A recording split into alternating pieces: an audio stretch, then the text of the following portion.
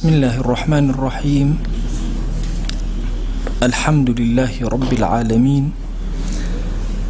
والصلاة والسلام على خير خلق الله محمد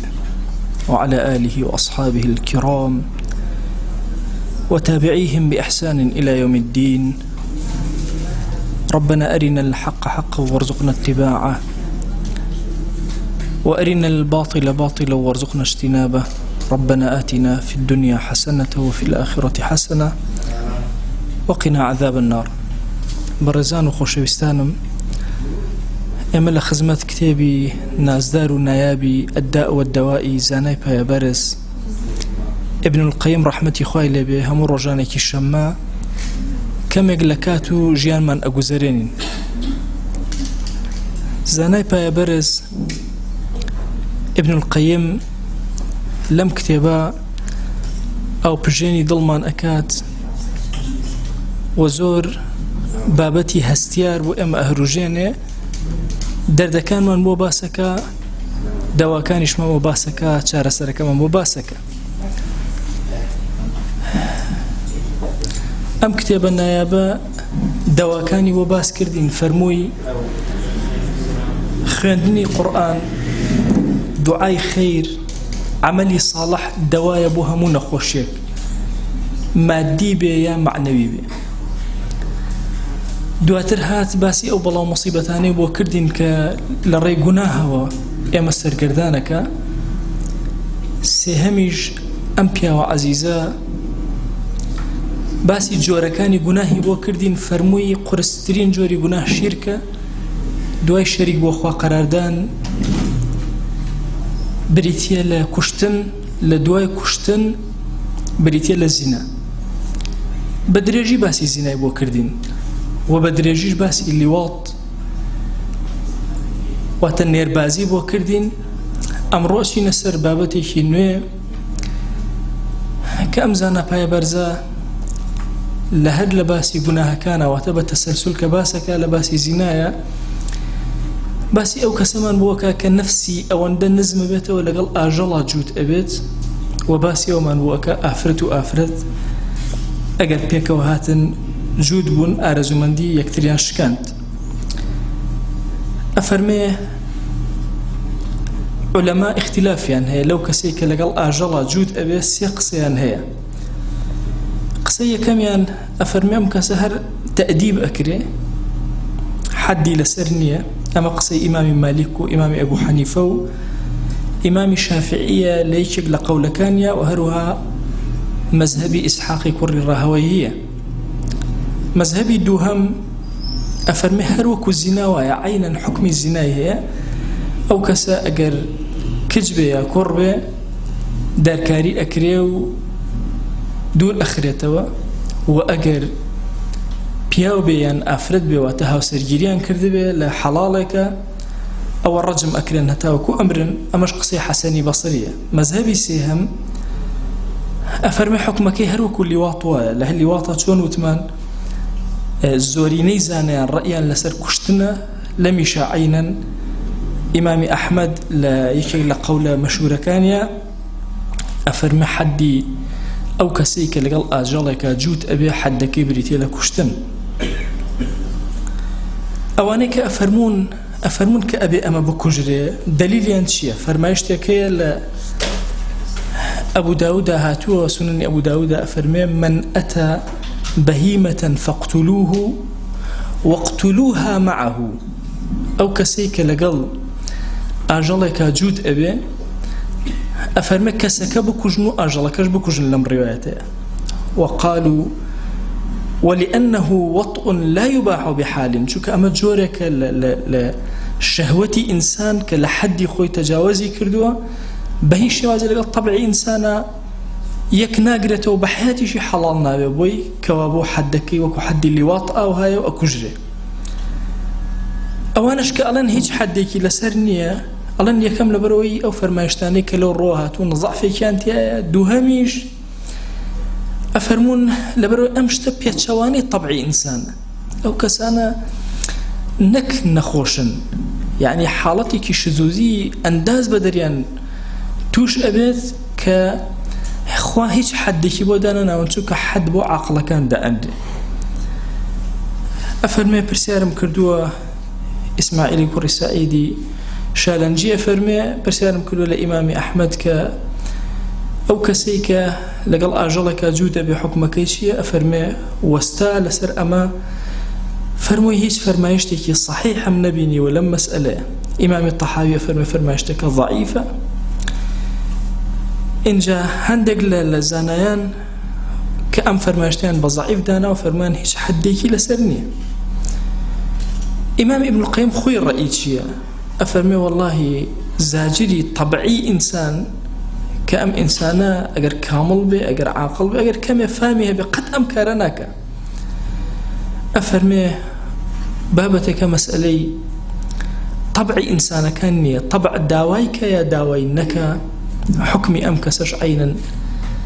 بریتێ لە کوشتن لەسەر ئەو ڕەئی ئەڕوات، ئەم زانە پایە بەرزە. واتە جۆرێک لە گوناهەکانی داوێنی ئینسان بریتێ لەوەی کە ئینسان ئەوەندە پلەی نزم بێتەوە لەگەڵ ئاژەڵێکە جوود ببێ. طبعاً ئەمە لەوە ئەچێت ئێمە لە زەمانێک لە زەمانەکانە زۆر بە شەرمەوە ئەمان باس کردبێ. تەسەوور ئەکەن ئێستا ئەوەندەی گەنج پرسیاری ئەم بابەتە ئەکات سەر سوڕ ئەمێن. بۆ هۆکارەکەی چییە؟ هۆکارەکەی ئەو دیعایە بە قووەتەیە کە لە سۆشیال میدیاوە ئەکرێت بۆ جوودبوونی ئینسان لەگەڵ ئاژەڵە. چونکە ئینسانیت لە ئەمڕۆیە قیمەتی ئینسانیەتی خۆی لە دەست داوە، شەهوەت لە ئەمڕۆیە حورمەتی شەهوەتی خۆی لە دەست داوە. چونکە لە ڕاستیە زانایانی عەقڵ ئەفەرمون خوا بۆ شەهوەتی لە ئینسانە خەلق کرد، ئەی بۆ چێژی دایە. ئەفەرمون ئەگەر چێژی نەدایەتێ ئینسانیت تەواو، چونکە ئینسان عەقڵەکان قەت سەرجەیان نەئەکرد. بەڵام خوا بۆ ئەم چێژەی تێکردەوە بۆی بەقای نەسلی ئینسانیەت ببێ.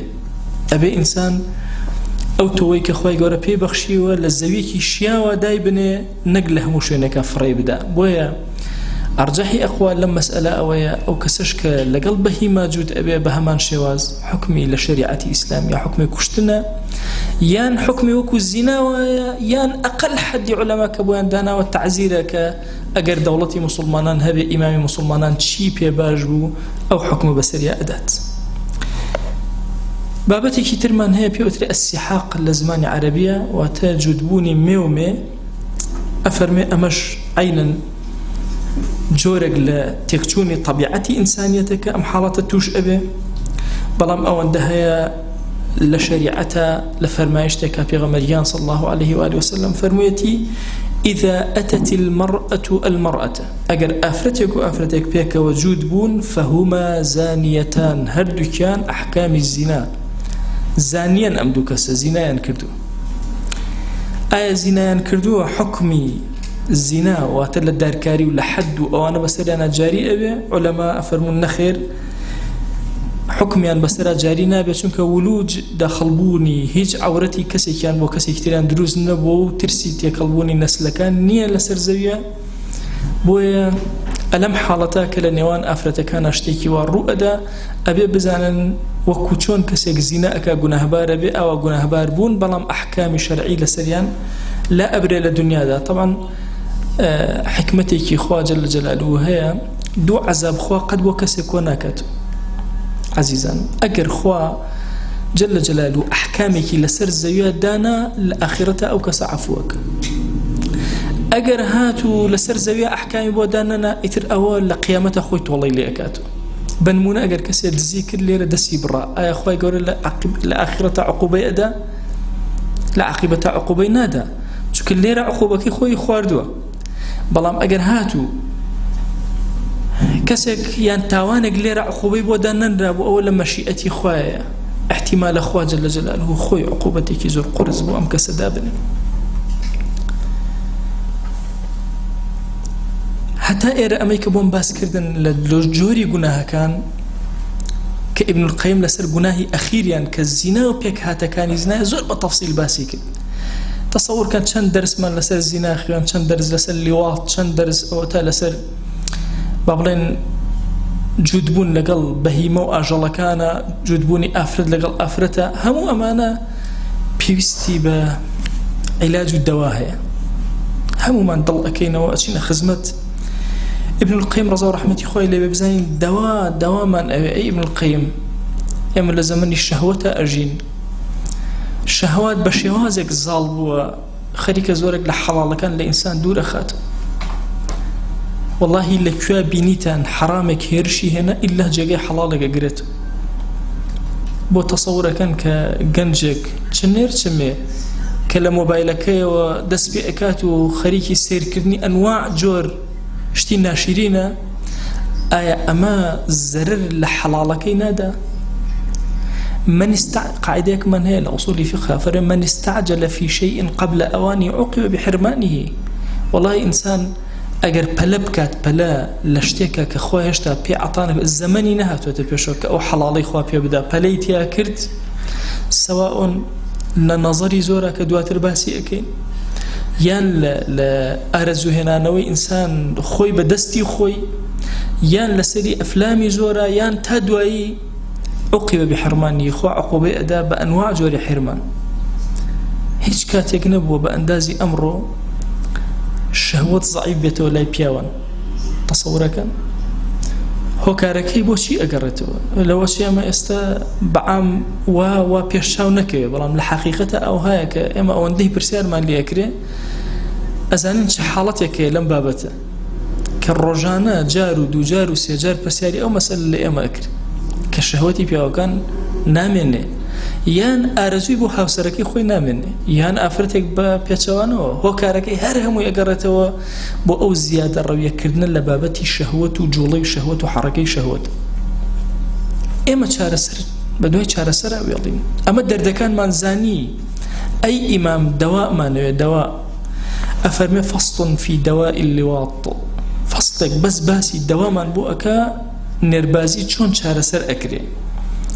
یان بەگشتی ئەگەر ئەم بابەتە باسکەین بەڵاکانی شەهوەتی ئینسان چۆن چارەسەر ئەکرێ ئەفەرمێ ئەگەر کەسێک پێم بڵێت باشە لەگەڵ هەموو ئەمانەی کە تۆ بۆمان باس ئەەکەی ئایا دەوایەک هەیە ئەم دەردە کوشندەیە لە کۆڵی ئینسان کاتەوە ئایا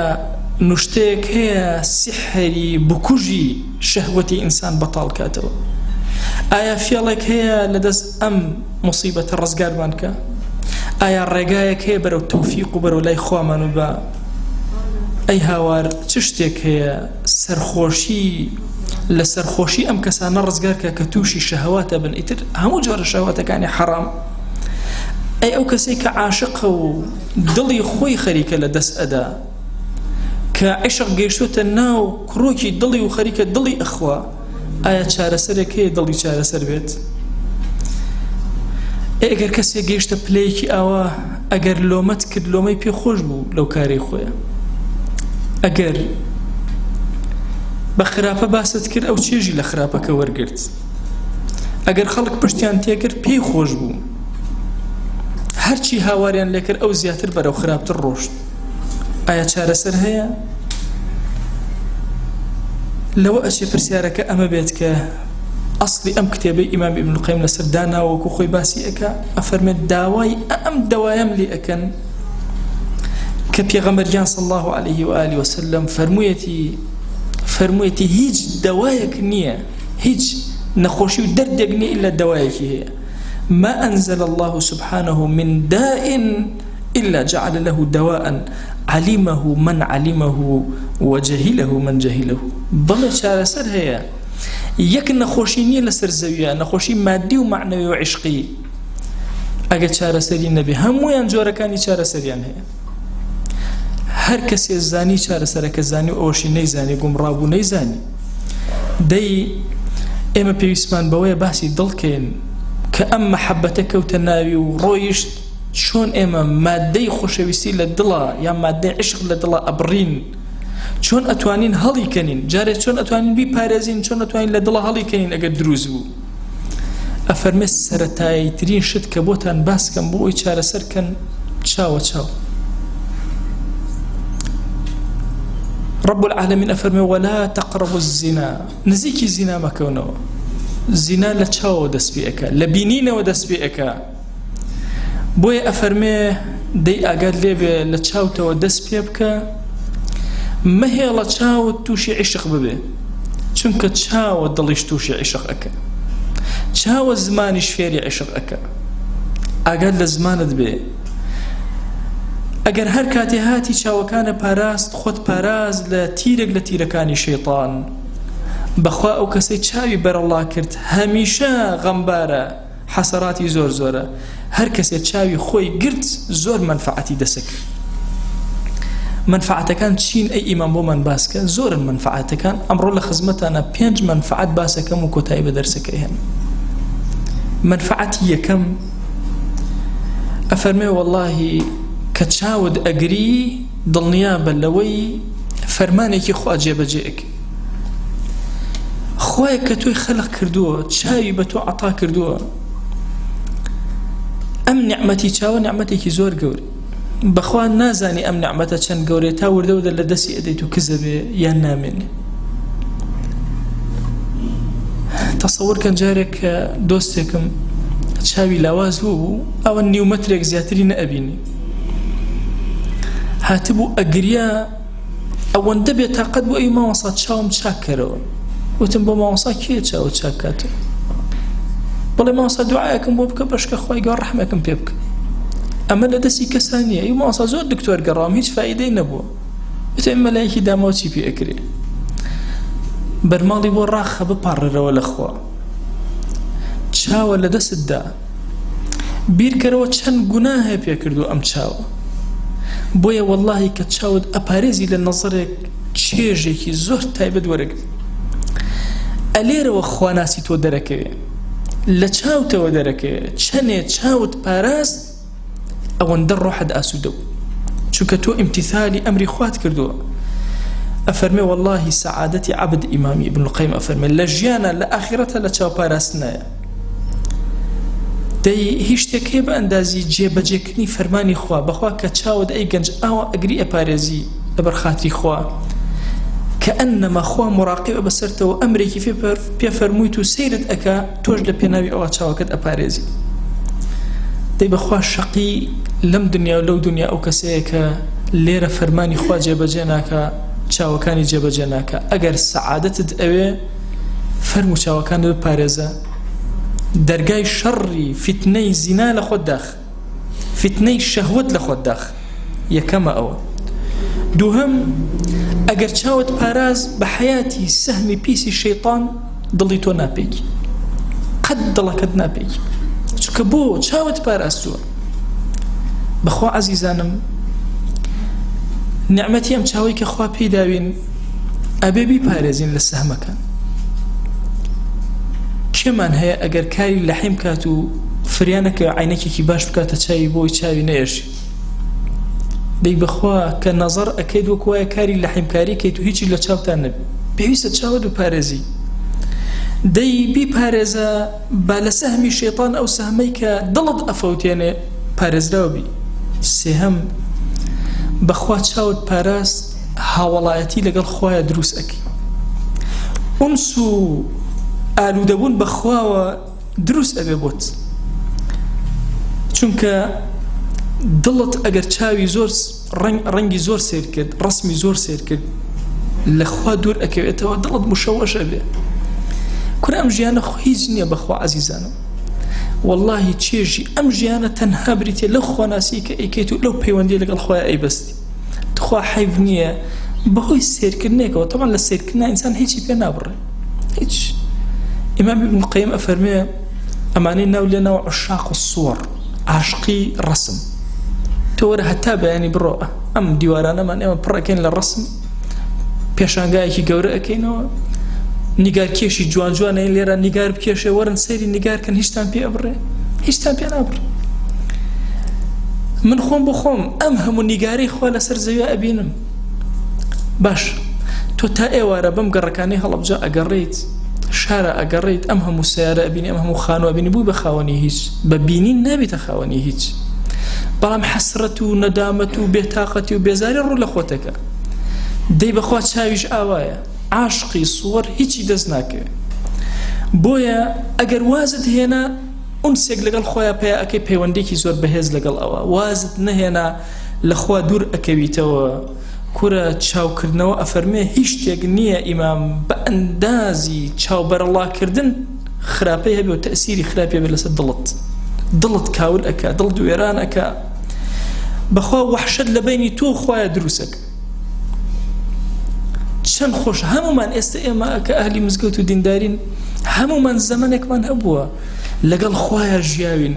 چێژمان وەرگرتووە لە دوعایەک چێژمان وەرگرتووە لە کەلیمەی قورئان خوێندومانە زیکرێ خوێندومانە وتومانە سوبحان الله ئارام بووینەتە چەند جاریش هەبووە نوێژمان کردو دڵمان ئاگای لە خۆی نەبووە لە ڕکوع لە سوجدا خەیاڵمان ڕۆژە سوجدا نزیکترین شوێنی خوا جەل جەلالوه و نزیک لە خوا دەیگیانی من تصور كأجر بيتو أم أنسى لقال خويا تيكشي بهوي نظرك وتخوى نظري باي أويك إنسان أم محبته خوش ويستيو تيكالبونا لقال خويا لا بري لسر خوي ويرانيك أما الله جوانا أو دانتك ويرانيك بخوا جاري وهي بذكر أوراد بيونديد لقال خويا أكيد باشتين بيوندي بالنظر كان السفري أكيد ونز وحشت لطلتا دروس أبي بيونديد لقال خويا نامني ئەوە سێهەم چوارەم ئەگەر چاوت پاراز دڵت بەهێز ئەبێ و هەمیشە خۆشحاڵی ئەگەر نەشێ پاراز دڵیشی لاواز ئەکەیت و هەمیشە غەمباری ئەکەی دەی ئاگات لێبێ غەمباری مەکە ئاگات لێبێ ئەگەر لە دڵت بێ پێنجەم دانە هەمومان ئێمە ئەمانەوێت دڵمان منەوەر بێ بە نووری ئیمان و بە نووری خوا جەل جەلالوه چه هي حزنك دڵی پڕ بێ لە نور دەموچاوی پڕ بێ لە نور زمانی پڕ بێ لە نور عەقڵی پڕ بێ لە نور جاری وایە کەسێکی پیرە بینی خواناز دیندار دڵی پڕ لە نوری خوا ئەبرسکێتەوە لە دڵیە لە دەموچاویە لە وتەیە لە قسەیە لە هەڵس و کەوتیە دەی نوری خوا چۆن دەستگیر ئەبێ ئەفەرمێ نوری خوا بەهۆی نەزەر نەکردنەوە لە دڵتا دروست ئەبێ واللهی چاوبەر ئەڵڵاکردن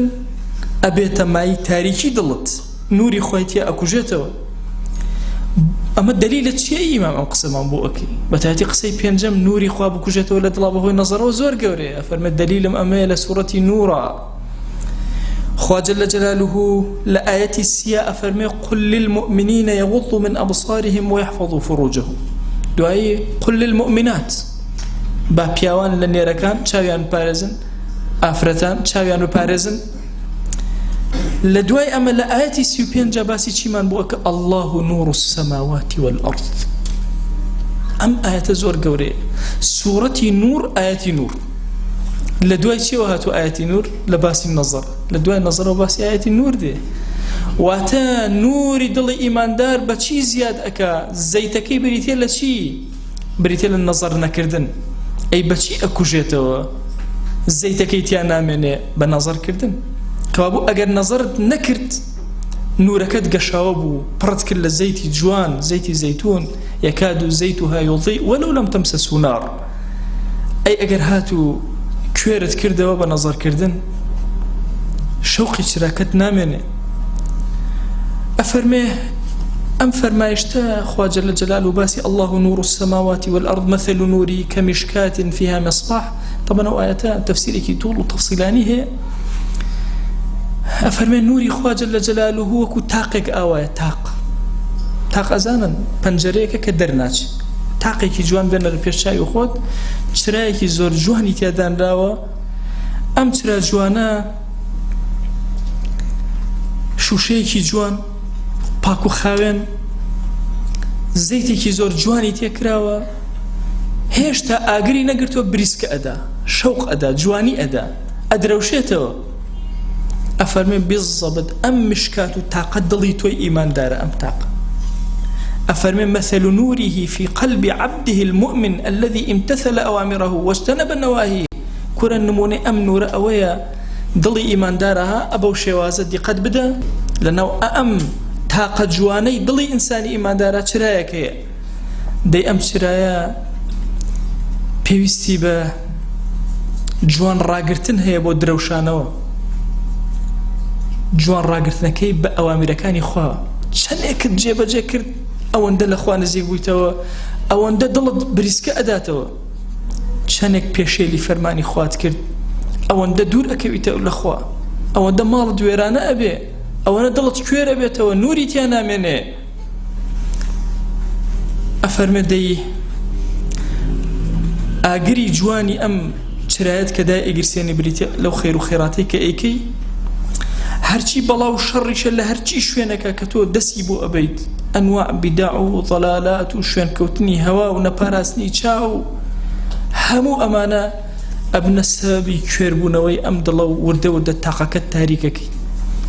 کێن ئەوانەی هەوڵ ئەدەن تاقەکەیان ڕۆشنکەن ئەوانن کە چاوەکانی خۆیان ئەپارێزن واتە ئیماندارانی نێرومێ ئەگەر چاوەکانیان پاراست داوێنی خۆیان پاراست چونکە یەکەم جار خۆی گەورە باسی چاو ئەکا دوای باسی داوێنەکە قل للمؤمنین یغضوا من أبصارهم اینجا ويحفظوا فروجهم چاویان نپارێزن داوێنیان پارێزراو ئەبێ چاویان دابخەن و داوێنیان پارێزراوکەن واتە ئەگەر چاوت داخست داوێنە پارێزراو ئەبێ چاوت دانەخست ئیطلاقی بەسەر واد لێ ئەکا داوێنیشت پارێزراو نەبێ دەی ئاگات لێبێ پشت نەکەیتە سەعادەت و خۆشبەختی چونکە ئەگەر نوری دڵت کوژایەوە بەخوا سەعادەتت نامێن ئاگات لێبێ ئەسبابی شەقاوەت کە چاوبەرەڵاکردنە نەهێڵی نورەکەت بکوژێنێتەوە چونکە ئەگەر نورەکەت کوژایەوە با چاوی سەرت هەبێت تۆ کوێری نابینی زانایان فەرموویانە چەندێک نەزەرت نەکرد ئەوەندە چاوی دڵت ئەکرێتەوە بیرکەنەوە بەیانێک خەبەرە بۆتەوە خەو داگیری کردووی بەحاڵ بە زۆر چاوەکانت تۆزە ئەەکەیتەوە تۆزێتر وردە وردە یان مناڵێکە لە دایک ئەبێ یەکەم جار هیچ نابینێ دواتر وردە وردە ڕەش و سپی ئەبینێ کەمە کاتێک ئەزانی چاوی ئەم هەموو ڕەنگە ئەبینێ ئەگەر هاتو خۆت پاراست وردە وردە چاوی دڵت ئەکرێت واللهی چاوت نەپاراست بە حەیاتی خاوەنی کەرامەت نابی ئەبەت چونکە ئێرە دا ئەخرێتەوە کوێرە بێتەوە چاوی دڵت کوێر ئەبێ ئەگەر چاوی سەرە بەرەڵا کرد چاوی ئێرە کوێرە بێت چاوی سەرت گرتەوە لە بەرخاتی خوا چاوی ئێرەت ئەکرێتەوە دڵت ئەکرێتەوە مسلمان دووجار لە کونێکەوە ناگەزرێ کەچی ئێمە هەزار جار ئەگەزرێن ئەزانم بۆ چونکە چاوی ئێرەمان کوێر بووە مسلمان وەکو چۆن خاڵێک المؤمن كالشامة بين الناس خالق لسد مشايك سبي چون لدوره ودرأكوه مسلمان أو هاي دوره ودرأكوه برشنگ أداته المؤمن كالغيث أينما وقع النفع إيمان دار وكو باران ويا لكوابه يكسر فائدة أجينه أي أما بو أمانة من نية هو كاركي أويا تشاوي ضلمان كويرة چند جار أما كافر بيدين أمان خلطين خلق أمان خلطين چاو من نكراوته هو كاري أوي كتشاو من نكراوته وشيا همو إطلاقي بصرية كو تقسم لخزمتنا زنان اختلاف يعني لسر أوي آية الشاشة الرسم بالنظر لسر إنسان حسابك ريا حساب ناكري عندك فرمانا بالنظر حساب ناكري بلام زورك لزنان فرمويانا هرچیشتێ بێتە باعثی جوڵەی شەهوەتی تۆ وەلەو کانە ڕسمێک بێ وەلەو کانە بەردێک بێ وەلەو کانە بتێک بێت ئەوە نەزەر ئەوە ئیطلاقی بەسەر بۆیە ئاگات لە مۆبایلەکەت بێ بەخوا لەسەر هەموو جوڵە و حەڕەکە و پەنجە جوڵان و سێرکردنێکی نا ئەو مۆبایلەت محاسەبە ئەکری شاشەی ماڵەکەت ئەمڕۆ شاشەکان زۆر بوون سواء مۆبایلەکەیە سواء تەلەڤیزیۆنەکەتە شاشەی کۆمپیوتەرەکەتە ئایپادەکەتە هەر شتێکەیە ئەمەی کە هەتە واللهی بەحاڵ زەڕەیەک شەهوەت یان مەیلی توێ ڕاگرت لەوە چە سوورەتێ ببینی زۆر شەهوەتی نەجوڵێنێ بەڵام تۆ ڕاوەستێنە لەسەری هەر شتێک لەو بابەتانە ئەبێتە مای نەزەر ئەبێ ئینسانی ئیماندار زۆر ئاگای لە چاوی بێ زانایانی قەدیم چاویان لە حەڵاڵ ئەپاراست بۆ ئەوەی تووشی حەرام نەبن و هەیبەتی چاویان کەم نەکە لە فقهی ئیسلامیە ئەفەرمێ کەڕاهەتی ئینسان چوە سەر ئەو سەیری پیسایی خۆی بکە یان هەر پیسایەکی لەسەر زەویا بینی سەیری بکە بۆی هەیبەتی چاوی نەشکی تەسەوورکەن هەیبەتی چاوی نەشکێ دەیوەرە ئێستا بیرکەرەوە لە ئێمە ئەم هەموو چاوەمان ئەگێڕین بەم لەو بۆیە نور و خۆشەویستی ئەم دڵمان کوژاوەتەوە بۆیە چێژ وەرناگرین لە نوێژ کە ئەیکەین چێژ وەرناگرین لە ڕۆژوێک کە ئەیگرین چێژ وەرناگرین لە چوونە ناو مزگەوتمان والله ئەبێ هەموو هەنگاوێک کە بەرزی ئەکەیتەوە بەرەو مزگەوت ئەڕۆی چێژی لێ وەرگری ئێمە ئەچین ناو مزگەوت و هێنە دەرەوە ئاگامان لە خۆمان نییە هەنێ جار نازانین نوێژەوان بە جەماعەت کردوویان نە هیچ ئاگامان لە خۆمان نییە ئەوە هۆکاری ئەوەیە چاوی ئێرە کوێر بووە نوری ئێرە کوژاوەتەوە بۆیە پێویستمان بەوەیە هەریەکێک لە ئێمە ئاگای لە دڵی بێ نورەکەی پرتە و کات چاوەکەی بپارێزی ئەگەر لە ڕۆژێکە یەک جار چاوەکەت پاراست تۆ لە ئێسەوە دەستی کرد بە ئیشکردن لەسەر خۆت دوو جار سێ جار هەتاوەکو ئەم چاوە لێ ئەەکەی ڕای ئەگری لە ئاستی حرامە کە ڕاتگرت لە ئاستی حرامە ئیتر دڵنیا بە لێرە وردە وردە چۆن مناڵەکە چاوی ئەکاتەوە چاوی دڵت ئەکرێتەوە ئەو کاتە تێ ئەگەی لە معنای ویلایەت و وەلیبوون یعنی چی نزیک بوونەوە لە خۆ یعنی چی خوای گیان ئێمەی گوناهبار لەبەر خاتری تۆ لە خزمەت یەکێک لە دەرسەکانە دانیشتین ئێمە هەمومان نەخۆش و چاوەڕێی دەوا و شیفا ئەکەین یا ڕەبی خوای گیان شیفا بۆ دڵەکانمان بنێرە چاوی دڵمان بکەرەوە یا ڕەب العالەمین یا ڕەبی خوای گیان داوات لێ ئەکەین چاومان بپارێزە یا ئەکرەم الئەکرەمین خوای داوات لێ ئەکەین گەنجەکانمان بپارێزە یا ئەکرەم الئەکرەمین یا ڕەبی خوای داوات لێ ئەکەین بە ناوی جوانە بە صیفەتی بەرزە بە ئیسمی عەظەمەت گوناهێ بە ئاشکرا کردومانە عەفومان کە گوناهێ بە پەنهان کردومانە عەفومان کە خوای گوناهێ لەمەوە پێش کردومانە عەفومان کە گوناهێ لەمەوە دوای ئەیکەین و فریای تەوبە ناکەوین عەفومان کە یا ڕەبی خوای لە گوناهی دایک و باوکمان ببورە خوای بۆ خاتری گەوری خۆت لە گوناهی مردوەکانمان ببورە خوای لە گوناهی مردوەکانمان ببورە یا ڕەبی خوای داوات لێ ئەکەین بە ناوی جوانە بە صیفەتی بەرزە بە ئیسمی عەظەمەت لێمان خۆش بە یا ڕەب العالەمین یا ڕەبی خوای گیان عاقبەتمان پڕ خێر و بەرەکەت کە یا ئەکرەم الئەکرەمین یا ڕەبی خوای لەم دنیا دەرمان مەکە بە ئیمانەوە نەبێ لەم دنیا دەرمان مەکە بە شایەتومانەوە نەبێ یا ڕەبی خوای داوات لێ ئەکەین هەر گرفتێک هەمانە بۆمان چارەسەرکە خوای داوات لێ ئەکەین بە گەورەی خۆت ئەومان بێ حاڵ و ماڵە ماڵداریکە ئەومان بێ مناڵە مناڵی پێ عەتاکە ئەومان بە مناڵە مناڵەکانی ساڵحکە ئەومان قەرزارە قەری سەرشانی سووکە خوای گیان ئەومان کە نەخۆشە شیفای بۆ بنێرە پەروەردگارە ئەومان نەخۆشە شیفای بۆ بنێرە پەروەردگارە داوات لێ ئەکەین بە گەورەی خۆت ئەومان لەناو گوناهێکەوە گەوزاوە خۆی ڕزگاری کە یا ڕەب العالەمین یا ڕەبی خوای گیان سپاردە قەت لای تۆ زایە نابێەوە خۆمان سپاردەی تۆ کرد یا ئەکرەم الئەکرەمین خوای ئیمان و ئەخلاق و ڕەوشتی خۆمان سپاردەی تۆ ئەکەین خوای زایەمان مەکە یا ئەکرەم الئەکرەمین یا ڕەبی خوایە چۆن لەم مەجلیسە ئێمە هاتین و دانیشتین ئەوە لە خزمەت پێغەمبەری خوایە صلی الله علیه و آله وسلم کۆمان کەرەوە یا ڕەبی خوای گیان بە دیداری ئەو خۆشەویستەمان شاد کە خوای داوات لێ ئەکەین بە ناوی جوانە بە صیفەتی بەرزە بە ئیسمی عەظەمەت سڵاوی ئێمە بگەیەنە پێغەمبەری خوا صلی الله علیه و آله وسلم یەک ناومان لە خزمەتیا بێنە یا ئەکرەم الئەکرەمین یا ڕەبی خوای گیان چاوەکانمان وها لێ بکە کە بتوانین چاو لە ئاستی پێغەمبەریانە صلی الله علیه و آله وسلم بەرزکەینەوە و شادمانمان کە ببینینی ئەو یا ڕەب العالەمین یا ڕەبی خوای گیان داوات لێ ئەکەین بە ناوی جوانە بە صیفەتی بەرزە بە ئیسمی عەظەمەت یا ڕەبی خوای بە ئەندازی دەنکی هەنارەکانی هەڵەبجە بە ئەندازی